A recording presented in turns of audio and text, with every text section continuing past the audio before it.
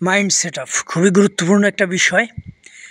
এরকম বিষয়টা হলো, মানুষ যখন কোনো কাজ করে, সেই কাজটা কিন্তু সে আগে থেকে একটা প্ল্যান করে বা তার মাথায় নিজে থেকে একটা চিন্তা করে। এই চিন্তাটাই মাইন্ড সেট আপের একটা অংশ। আর তখনই ওই মাইন্ড সেট আপের ভিতরে অন্য কোনো বিষয় যখন চলে আসে, তখন গিয়ে এই মাইন্ড সেট আপের আর একটা পার্ট তৈরি হয়। কখনো কখনো এটা নেগেটিভ দিকে যায়, কখনো কখনো এটা পজিটিভ দিকে যায়। তো বেশিরভাগ ক্ষেত্রেই নেগেটিভ বিষয়গুলো আমাদের মাইন্ডে খুব সহজে ক্যাচ করে নেয়। মাইন্ড ট্রেনিংয়ে অনেক বিশেষজ্ঞরা এই মাইন্ড সেট আপ নিয়েও কথা বলে। মাইন্ড ট্রেনিং বা মাইন্ড ফ্রেশনেস এটা খুবই গুরুত্বপূর্ণ একটা বিষয়।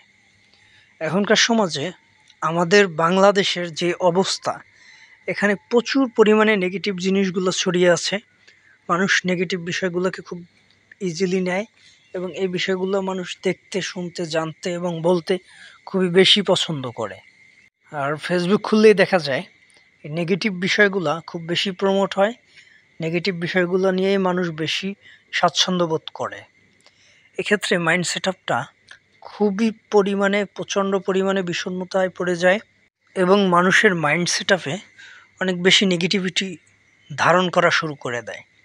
তখন গিয়া পজিটিভ জিনিসগুলোও মানুষ নেগেটিভভাবে দেখা শুরু করে। এই ক্ষেত্রেই প্রয়োজন হয় মাইন্ড ট্রেনিংয়ের বা মাইন্ড ফ্রেশনেসের। এখানটাতে আমাদের সাধারণ মানুষের যেটা করণীয়, সেটা হলো সবার আগে প্রথমেই যেটা করতে হবে, নেগেটিভ বিষয়গুলোকে যত সম্ভব এড়িয়ে চলা যায়।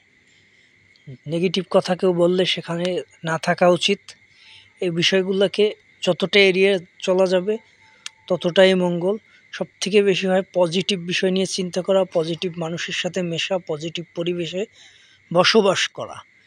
তাহলেই কেবলমাত্র আপনার মাইন্ড সেট আপটা ফ্রেশ থাকবে।